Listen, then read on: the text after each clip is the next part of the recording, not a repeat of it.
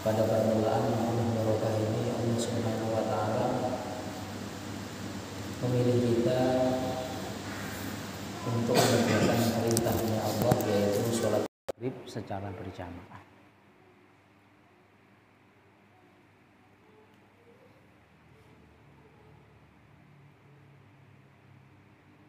Bapak Ibu sekalian, di dalam Al-Quran Allah Subhanahu wa ta'ala menegaskan kepada kita supaya kita ini hendaknya apa-apa itu minta pertolongannya Allah Subhanahu wa ta'ala. Nah, kemudian Allah Subhanahu wa ta'ala juga memberikan cara bagaimana supaya kita ini dapat pertolongannya Allah Subhanahu wa ta'ala. Maka di antara cara mendapatkan pertolongannya Allah Subhanahu wa ta'ala, sebagaimana firman-Nya Allah, wasta'inu bis-sabri was-shalah. Kita niku diperintahkan oleh Allah Subhanahu wa ta'ala untuk mencari pertolongannya Allah dengan jalan sabri was-shalah, yaitu sabar dan sholat. Nah, ini kalau kita perhatikan, sabar niku mewakili apa? Mewakili apapun kondisi kita, hendaknya kita ini apa? Pasrah kepada Allah Subhanahu wa taala. Nerima. Itu namanya sabar. Sedangkan salat niku napa? Salat niku adalah mewakili napa? Ibadah, bentuk ibadah kita kepada Allah Subhanahu wa taala. Nah, mulane niku ada nasihatnya Imran kepada anaknya. Ini ulang lebihnya, ya bunayya, wahai anakku, aqimis sholata, jagalah sholat, dirikanlah sholat, tegakkanlah sholat, wa'mul bil ma'ruf, wanha 'anil munkar, perintahlah kepada kebaikan dan cegahlah dari kemungkaran. Kemudian akhirnya niku ditutup wasbir ala ma asobak. Kemudian sabarlah kamu dengan apa yang menimpa kamu. Nah, niki Pak. Niki kalau kita ini napa melihat Pak, susunan ini kalau aqimis sholah yang pertama dirikan sholat, kemudian setelah dirikan sholat ada kata-kata napa wa'mul bil ma'ruf wanha 'anil munkar. Jadi sholat niku napa mewakili ibadah, kemudian wa'mul bil ma'ruf niku napa mewakili menyampaikan kebaikan atau berdakwah. Wasbir ala ma asobak niku napa? Niku kurang lebihnya di dalam menjalani itu semua hendaknya kita niku bersabar. Mulane Bapak Ibu sekalian, mengamalkan agama niku butuh keistiqomahan. Nah, untuk istiqomah niku perlu namanya apa? Bersabar. Gitu kan, Pak? Perlu bersabar, Pak.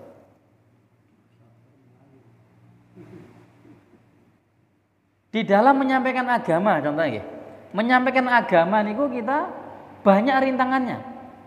Maka perlu bersabar. Mulane niki Imran niku beliau menasihati kepada anaknya bahwasannya di dalam mengamalkan agama niku perlu kesabaran. Mulane sabar niku bukan hanya sabar menahan hawa nafsu, mboten Pak. Tetapi sabar di dalam ketaatan kepada Allah Subhanahu wa taala. Niku juga butuh bersabar. Bukan hanya sabar niku dalam saya mau marah, saya sabar ini. Bukan hanya itu, Pak. Tapi sabar niku lebih umum lagi, kita sabar menahan hawa nafsu, kita sabar untuk tidak bermaksiat, dan juga kita sabar di dalam taat kepada Allah Subhanahu wa taala. Insyaallah Pak ya. Nah, kita perlu kesabaran yang ekstra ya, untuk mengamalkan agama. Ya, aqimis shalah wa'mul bil ma'ruf wanha 'anil munkar wasbir 'ala ma asobak. Nah, lek orang niku Pak, ketika dia mampu bersabar, mengamalkan agama niku sabar, Wayai sholat dia itu sabar, dia kerjakan sholat, dia tahan hawa nafsunya, sabar, menahan, berat, tapi dia tetap mengerjakan. Nah, maka orang-orang yang seperti inilah yang nantinya dia ini akan mendapatkan pertolongannya Allah Subhanahu wa taala. Insyaallah, Bang, ya. Insyaallah. Bapak Ibu sekalian, kita sekarang melanjutkan pembahasan yang di kitab Al-Baijuri, ya. Dan ini kita membahas mengenai faslun washaraitus sholati. Membahas mengenai syarat-syaratnya sholat qabla dukhuli fiha, sebelum kita mengerjakan sholat. Jadi saya enten perkara-perkara yang harus kita perhatikan sebelum kita mengerjakan sholat.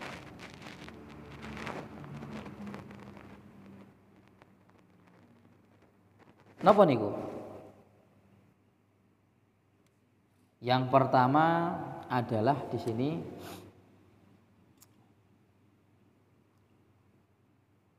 at-taharatul a'dha'i minal hadasi. Yang pertama niku sucinya anggota tubuh minal hadasi, dari hadas al-asghari wal akbari, dari hadas kecil ataupun hadas besar.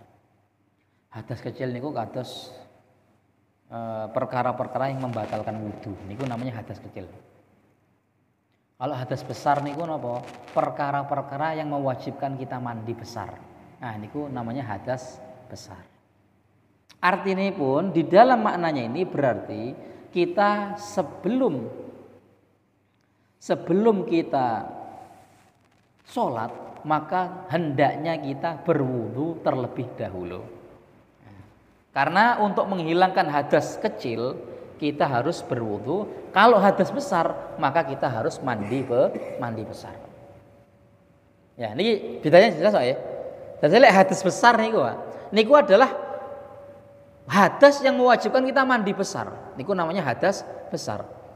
Kalau hadas kecil niku adalah perkara-perkara yang mewajibkan kita wudu. Niku namanya hadas kecil.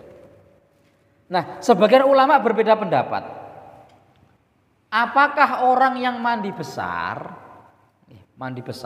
niku tidak perlu wudu lagi atau masih perlu wudu lagi? Nah, niki ulama khilafiyat di dalam mazhab kita. Sebagian ulama mengatakan mandi besar niku sudah mencukupi wudu meskipun dia tidak niat wudu. Sebagian ulama mengatakan mandi besar itu bisa mencukupi wudu dia, tapi dengan syarat harus ada niat wudu. Nah, ini perbedaan antara para ulama. Monggo, kita mau pakai mana? Kalau kita saya mau pakai pendapat mandi besar sudah mencukupi, nggak apa-apa, Pak. Ada ulama yang berpendapat demikian. Artinya ketika kita udah mandi besar, jebur, asalkan selama proses mandi niku kita tidak melakukan perkara-perkara yang membatalkan wudu. Kados buang angin, kados memegang kemaluan atau memegang istri. Maka setelah kita mandi pakai baju langsung takbir sholat, Allahu Akbar. Nah, ini sebagian ulama nggak apa-apa. Kenapa? Karena mandi besarnya seseorang itu sudah mencukupi wudu. Maaf Mbak ya? Jelas ya? Nah, niki sebagian ulama punya pendapat ngoten niku. Tentunya ini bagi orang-orang yang dia itu tidak mengalami faqidut tahurain, yaitu orang-orang yang tidak bisa bersuci. Nanti ada pembahasannya sendiri, Pak. Jadi ada kondisi-kondisi tertentu kita itu nggak bisa suci, Pak. Nggak bisa suci.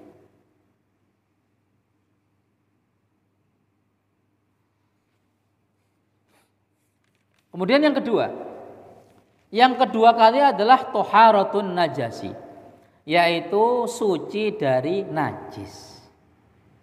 Alladzi yang najis itu la yu'fa anhu, tidak dima'fu fi saubin wa badanin wa makanin. Sucinya pakaian kita dari najis sucinya badan kita dari najis dan sucinya tempat sholat kita dari najis. Itu syaratnya yang dua. Dadosnya apa? Ketika kita niku sholat, selain udah wudu, pakaian kita harus napa suci. Pertama. Kemudian badan kita enggak terkena najis. Kemudian tempat sholatnya niku harus suci juga, Pak. Paham ya? Maka kalau orang niku sholat kok bajunya ada najisnya, tentunya najisnya enggak dimakfuni. Maka itu menjadikan dia tidak sah sholatnya. Paham ya? Nah, contohnya napa? Kita sholat, Pak, di baju kita ada tai cicaknya. Nah, niki maka napa?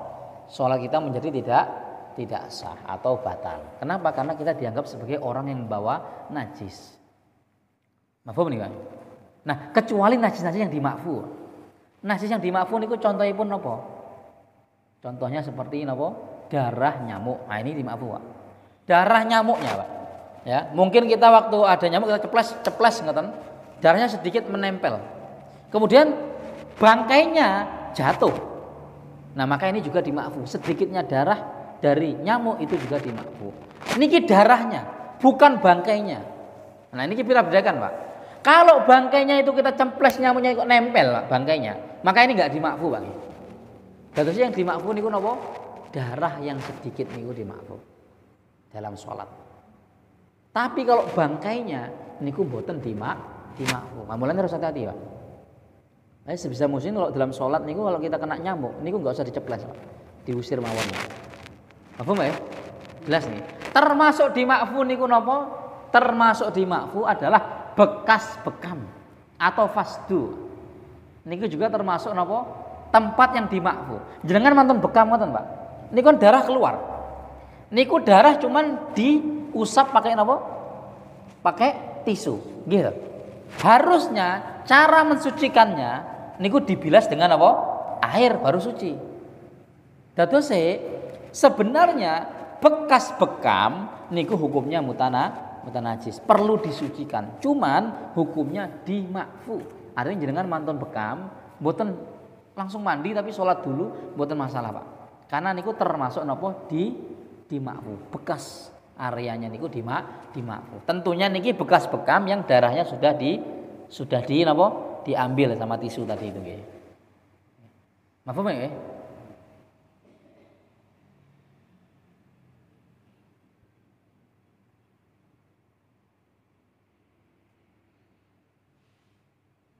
Termasuk banyak, Pak, nih contohnya nih. Termasuk napa di sini kotoran dari lalat niku juga dimakfu, Pak. Karena kita sangat yakin lalat niku pasti, Pak. Lalat niku mboten pernah mandi, Pak. Nggih, Pak. Lalat niku mboten pernah mandi. Nggih. Pasti lalat niku kakinya niku dia habis menclok kemana-mana niku, Pak. Dan itu kita sangat yakin sekali. Terus kita sholat dia nemplek di baju kita, maka itu juga dimakfu. Mboten masalah. Itu termasuk najis-najis yang dimakfu. Termasuk darah yang dimakfu niku napa? Niku adalah bisul, Pak. Darah bisul. Bisul niku kan biasanya dia itu di ujungnya itu kan ada kayak merah-merahnya itu, Pak, ya. Nah, niku selama dia itu masih di situ aja, maka itu masih dimakfu. Nanti ada pembahasannya nanti, Pak, secara detailnya. Mafhum ya? Ini dijelaskan wa sayyidquru al-musannif hadzal al-akhir qariban. Di sini beliau menjelaskan nanti musannif akan membahas ini dalam bab akhir-akhir nanti. Kemudian wasani yang kedua adalah satru launil aurati ingdal qudrati. Yang kedua ya, selain tadi yang pertama suci dari hadas dan suci dari najis. Ini yang pertama tadi ya. Kalau hadas tadi apa? Seperti kentut atau mandi junub, nah itu hadas. Kalau najis berarti najis niku harus bersih. Kemudian yang kedua, ketika sholat harus menutup launul aurah, satru launil aurati, menutup warna kulitnya, bagian aurat dia. Nah, laki-laki niku, Pak, aurate niku adalah antara pusar dan dengkul, lutut niki. Niki auratnya laki-laki. Berarti yang wajib ditutup dengan pakaian, syaratnya pakaian itu adalah pakaian yang menghilangkan warna kulit. Sehingga pakaian itu tipis banget, Pak. Contohnya ngapunten, ada orang beli jubah putih tipis badannya, terus dia langsung sholat tanpa pakai sarung daleman, tanpa pakai kaos, gitu. Nggak pakai apa-apa, langsung jubahan, keterawang. Keterawang. Apa Mbak? Nah, niki belum dianggap sebagai satrul aurah. Kenapa? Karena syaratnya satrul aurah niku adalah pakaian yang pakaian itu menutup warna kulitnya. Sehingga kalau ibu-ibu ngoten kok nanti pakaiannya niku mboten menutup warna kulitnya, sedangkan auratnya perempuan di dalam sholat ini kan seluruh tubuh dia kecuali wajah dan telapak tangan. Nggih. Maka itu nanti mengganggu keabsahan sholat dia. Artinya kalau misalnya terterawang ya berarti nggak sah sholatnya. Nggih. Contohnya pun apa? Mungkin ibunya udah pakai baju, nggih. Tapi bagian tangan niku transparan, akhirnya ketinggal niku kulit tangannya. Sedangkan tangan niku masuk kategori napa? Aurat. Berarti niku menjadikan sholatnya tidak sah. Karena belum dianggap pakaian yang menutup aurat. Maaf Mbak? Nah, niki syaratnya ngoten, Pak. Beda cerita kalau misalnya orang pakai pakaian ketat sekali, Pak. Pakai pakaian ketat sehingga bentuk tubuh lekuk-lekuknya niku napa? Kelihatan. Tapi warnanya kulitnya tertutup. Kemudian dia sholat pakai itu, sah napa mboten? Nah, contohnya niku ada pakaian napa jenenge istilahnya kayak pakaian contoh gampangane Bu, ngapunten. Pakaiannya orang renang. Niku orang-orang perenang-perenang kan kados kaya napa? Karet ngoten lho, Pak. Jadi tubuhnya niku napa? Kelihatan semua, nggih. Jadi napa jenenge tonjolan-tonjolan tubuhnya itu kelihatan, sangat ketat sekali ngoten, Pak. Bagaimana kalau orang sholat pakai pakaian yang seperti itu? Sah napa mboten? Secara nutup aurat niku sudah dianggap nutup aurat. Kenapa? Karena bajunya sudah menghilangkan warna kulitnya, gitu. Tapi secara bentuk masih kelihatan. Maka para ulama niku di kitab Fathul Muin mengatakan niku sah sholatnya, tapi pakaian seperti itu makruh digunakan untuk sholat. Jadi sholatnya sah, tapi makruh. Ya, andaikan perempuan niku dia nggak punya pakaian, artinya pakaian ketat-ketat mawon, dia kerudungan mawon tapi tertutup semua, ya, tapi jendol-jendol semua, ngoten. Terus dia sholat apa adanya begitu, sholatnya sah. Tapi memakai pakaian seperti itu dalam sholat hukumnya makruh. Paham ya? Jelas nih ya. Nah, kemudian di sini ada kata-kata ingdal kudrati. Jadi orang yang wajib menutup aurat niku adalah orang yang mampu. Artinya dia itu memang punya pakaian, Pak. Kalau orang itu punya pakaian, maka dia wajib menggunakan pakaian itu untuk menutup aurat dia. Paham ya? Nah, kalau dia punyanya hanya sarung, maka yang ditutup itu adalah aurat antara pusar dan lutut. Jangan ya? Nah, tadi ngoten, Pak. Andai kan dia tidak punya pakaian, tapi dia punya kain satu helai ngoten, Pak, nggih. Satu helai mawon ngoten. Maka dia wajib menggunakan pakaian satu helai niku untuk menutup napa? Kemaluannya dan bagian belakangnya harus dipakai. Kemudian sisanya boleh dia sholat dengan apa? Tidak berpakaian. Ini diperbolehkan. Jadi di sini ada diterangkan. Jadi fa'in ajiz ya an satriha shalla 'ariyat. Apabila seseorang itu tidak mempunyai pakaian yang pakaian itu bisa digunakan untuk menutup aurat dia, maka dia boleh sholat dalam keadaan apa? Telanjang. Jadi boleh. Dia niki napa sholat dalam keadaan apa? Telanjang. Niku diperbolehkan. Dan dia memang harus sholat, Pak. Harus sholat. Jadi kalau dia nggak menemukan apapun, dia nggak cari apapun, nggak ada apapun di situ yang bisa menutup aurat dia, maka dia boleh sholat dalam keadaan apa? Telanjang. Kecuali kalau dia menemukan apa? Tumbuh-tumbuhan ya, rumput-rumput, maka dia harus menggunakan media rumput-rumput atau daun-daun itu sebagai penutup aurat dia. Itu harus. Atau ada tanah liat, endut, maka dia menutup apa? Badan dia dengan apa? Tanah liat niku. Kalau enggak ada, adanya air, dia sholat di dalam air yang keruh itu. Bagaimana caranya orang sholat dalam air niku? Nah, niki di sini dijelaskan. Ketika dia itu enggak ada pakaian, okay? Daun-daun juga tidak ada, contohnya. Okay? Kita kasih contoh aja. Enggak ada daun, enggak ada rumput, enggak ada tanah. Adanya pasir. Pasir mboten saged ditempelkan di napa? Di badan. Okay? Adanya air di situ. Maka bagaimana? Dia sholat di dalam air, Pak. Okay. Paham ya? Kemudian ketika sujud sama rukuk pripun di dalam air niku. Ketika dia sujud dan rukuk di dalam air, maka dia diperbolehkan untuk minggir, untuk rukuk dan sujudnya di pinggir, kemudian masuk lagi ke napa? Ke air lagi itu. Jadi sampai sedetail itu ulama bahas nih, Pak. Dadi sik gampangane jeneng kum-kum ngoten lho ya. Jalan sik metu, rukuk, sujud gitu. Mantun sujud, berdiri, masuk lagi ke dalam air. Ngoten. Sampai sing ngoten niku. Saking detailnya para ulama bahas. Apa ya? Nah, ini kalau dia tidak bisa sujud dan rukuk di dalam air, kalau bisa ya nggak apa-apa, dia rukuk dan sujud dalam air, Pak. Kalau bisa. Nah, sakit nggak? Nah, ini masya Allah ya.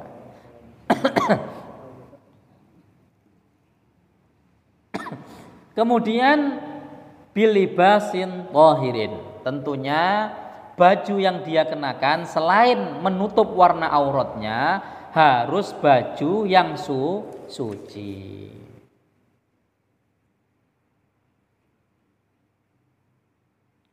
Wajibu dan diwajibkan satruha menutup aurat aidon juga fi ghairis sholati anin nas, di selain sholat ketika di hadapan manusia. Itu saya sama, Pak. Enggak hanya dalam sholat saja, tetapi ketika di hadapan para manusia kita juga wajib menutup aurat kita. Bahkan di sini dikatakan, bahkan wafil khalwati illa lihajatin miniktisalin wa nahwihi. Begitu juga ketika enggak ada orang, ketika sepi sekalipun kita wajib untuk menutup aurat kita, kecuali apabila ada hajat seperti hendak mandi atau hal-hal yang lain seperti mandi, maka boleh kita menanggalkan atau membuka aurat kita, seperti untuk pengobatan, seperti tabarrud, ngisis, buka baju tempat sepi ngisis ya, karena gerah atau bagaimana, ini kita perbolehkan. Nah, ini diperbolehkan. Tapi syaratnya apa? Sepi, nggak ada orang. Kalau ada orang maka tidak diperbolehkan membuka auratnya.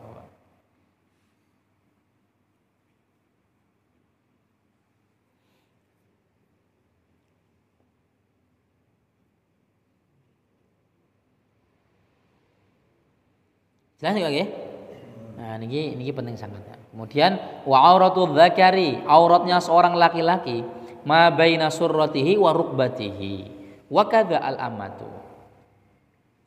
Wa auratul khurrati fi sholati ma siwa wajhiha wa kafaiha dhuhran wa batnan ilal qu'aini. Amma auratul khurrati kharijas sholati fa jami'u badaniha. Jadi di sini dibahas bahwasanya auratnya seorang laki-laki itu adalah antara pusar dan antara lutut. Sedangkan auratnya wanita di dalam sholat di sini dinukilkan adalah seluruh tubuh dia kecuali wajah dan telapak tangannya. Kemudian kalau di luar sholat, ini pendapat yang dinukil di sini adalah seluruh badan dia wanita nih, Pak. Nah, ini memang dalam mazhab Syafi'i ini ada dua pendapat juga. Ada ulama yang mengatakan kalau di dalam sholat niku auratnya adalah wajah dan telapak tangan, selain itu maka di luar sholat juga sama. Tapi di sini ada pendapat lain, kalau di dalam sholat auratnya itu seluruh tubuh kecuali wajah dan telapak tangan. Kalau di luar sholat itu semua tubuh wanita itu napa aurat. Wa auratuha fil khalwati kadzakari. Kemudian auratnya wanita ketika di tempat yang sepi itu adalah seperti auratnya laki-laki. Terus mungkin ada Pak tertib aurat niku ada. Auratnya laki-laki kepada perempuan, ya. Laki-laki sama perempuan niku seluruh tubuh dia. Jadi wanita niku wajib menutup tubuh dia semuanya, kecuali suami tentunya, ya. Niku seluruh tubuhnya harus ditutup. Tapi nanti kalau wanita ke wanita niku beda auratnya, Pak. Wanita sama wanita niku auratnya adalah seperti napa? Laki-laki sama laki-laki sama laki. Itu apa? Antara pusar dan lutut. Terus misalnya wanita sama wanita ngobrol, Pak. Dia nampak tangannya begini atau pakai kaos ngoten nggih. Sesama wanita niku mboten dianggap sebagai aurat.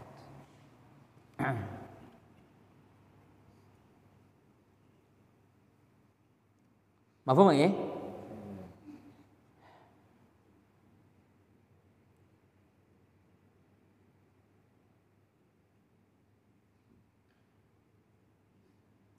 Kemudian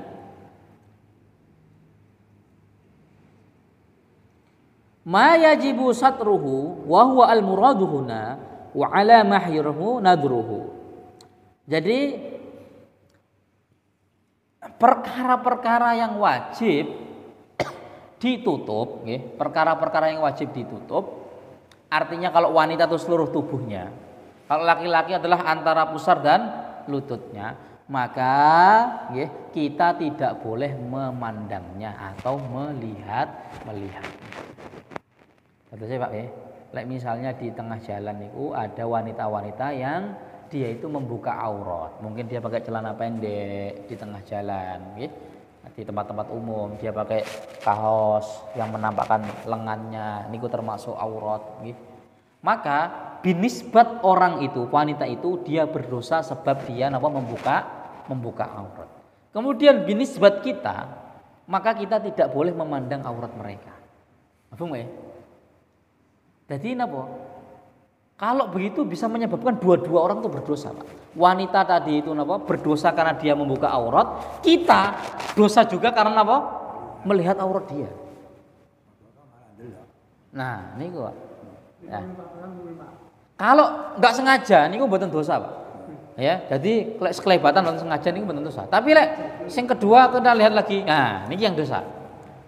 Karena kalau yang pertama kali niku mboten dianggap sebagai dosa. Tapi yang kedua kali dan seterusnya, nah niku yang dosa nih Pak. Mau ditamet nih terus niki, wah niki. Nah niku lah Pak. Niku Pak. Niku salah satu napa pripun ya. Kita menghindarinya susah nih. Iku dosa terus kita nanti Pak, kalau lihat gitu Pak. Gitu. Nah, itu Masya Allah ya. Malah nih Pak, pentingnya apa? Pentingnya dakwah niku ngoten niku Pak. Dakwah niku sebenarnya selain menguatkan agama, niku juga sebenarnya memudahkan kita mengamalkan agama. Andai kan nggak ada orang dakwah, Pak. Sekeliling kita orang itu maksiat semua, ya, maksiat semua, buka aurat semua. Well, kita keluar rumah niku malah, waduh, keluar rumah malah apa? Lihat maksiat, keluar rumah malah lihat maksiat lagi. Wah, niku malah luar biasa, Pak. Nah, niku mungkin akhir zaman ngoten, Pak. Saat niki zamannya kita masih bisa berdakwah, Pak. Itu dalam ada riwayat niku. Kalau kamu mendengar Dajjal, saking besarnya fitnah Dajjal nih Pak, dengar Dajjal itu di arah timur, maka kamu jangan ke timur, kamu lari ke barat. Jangan malah kamu ke timur, tapi apa? Lari ke barat. Kalau kamu dengar Dajjal itu di barat, segera kamu lari ke timur. Kalau kamu dengar Dajjal di selatan, larilah ke utara. Kalau kamu dengar Dajjal di utara, larilah ke selatan. Malah kita ini disuruh napa menjauh. Mana Pak? Niku kula pernah dinasihati, khusus pernah ngendika. Kiai niku pernah nanti ada niku.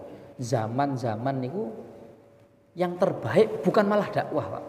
Tapi malah suluh lari. Dari apa? Dari kemaksiatan. Kenapa? Kalau kita datang ke situ malah kena fitnah. Seperti Dajjal nih, Pak, zamannya Dajjal nanti. Ketika kita datang dengar Dajjal di sana, Pak, enggak usah sosokan, aku tak dakwah nih Dajjal. Ben dhek masuk Islam. Oh, jangan, Pak. Yang ada datang ke sana malah ketaskil sama Dajjalnya, Pak. Malah dia ngikut Dajjal, suluh lari. Nah, kalau zaman sekarang kita masih bisa berdakwah, Pak. Itu masih belum zamannya itu. Makanya ngomong kita sekarang ini masih bisa napa? Nyampaikan kebaikan, ya, kita sampaikan kebaikan. Insyaallah ya. Karena itu nanti napa? Akan memudahkan kita untuk menjaga agama kita sendiri. Sebenarnya itu. Sebenarnya kita ini napa? Berdakwah niku tujuannya supaya kita juga kuat untuk mengamalkan agama. Karena kalau suasana itu udah bagus, orang tuh mengamalkan agama semua, kita sendiri akan mudah mengamalkan agama. Tapi kalau suasananya itu amburadul nggak karu-karuan, Pak, kita sendiri berat mengamalkan agama, Pak. Terus, Pak ya? Nah, ini kita harus membuat satu masyarakat yang mereka inilah orang-orang yang taat kepada Allah Subhanahu wa taala semampu kita. Bapak, Pak ya? Nggih, sampai sini kencangkan, Pak. Ini baru 2. Besok kita lanjutkan. Jadi yang pertama tadi napa? Yang pertama tadi adalah suci dari hadas dan suci dari najis. Itu yang pertama. Nggih. Kemudian yang kedua napa? Memakai pakaian yang menutup warna aurat bagi orang yang mampu. Kalau orang tidak mampu maka dia boleh napa? Salat dengan telanjang. Diperbolehkan. Kalau memang benar-benar nggak ada media lainnya. Tapi kalau ada media lainnya seperti rerumputan, dedaunan, atau air, atau apa, lumpur, maka hendaknya dia memakai itu sebagai media penutup apa, aurat dia. Nggih. Jelas ya? Nggih, dari sini ada yang mau tanyakan? Monggo. Nggih, Mas. Iki sawah niku perang nggih.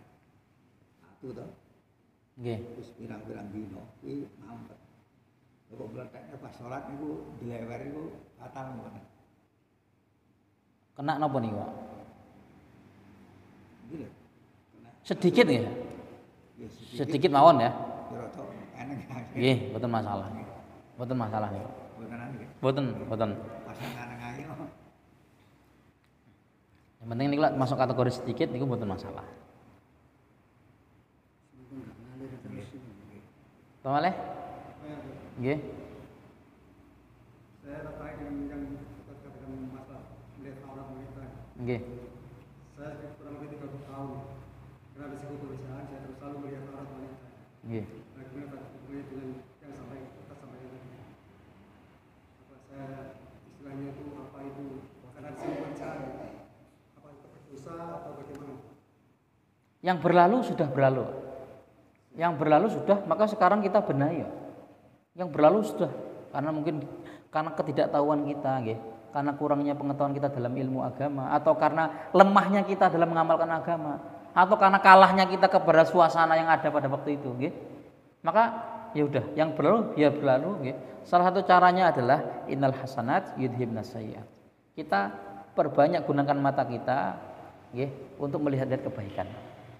Termasuk apa? Melihat majelis ilmu, melihat ulama, melihat Quran, membaca Quran. Niku akan menghapuskan dosa-dosa mata kita. Termasuk wudu. Nah, termasuk wudu niku napa akan menghapuskan. Niku hadisnya sahih, Pak. Hadisnya sahih. Orang yang wudunya itu sempurna, Pak. Dosa dari tangannya itu akan dirontokkan oleh Allah Subhanahu wa taala. Ketika dia membasuh wajah, maka dosa mata yang dia melihat itu akan dirontokkan. Dosa-dosa dari wajahnya itu akan dirontokkan oleh Allah Subhanahu wa taala. Paham ya? Saya maksud itu saya kan orang medis. Nggih. Ya saya sedang bersama di luar perawatan. Oh, medis. Ya, saya mungkin hampir selama hidup saya gitu. Nggih. Kalau saya bekerja di rumah sakit itu, saya selalu karena bekerja pekerjaan. Contoh misalkan, contoh Imam Fatih. Nggih.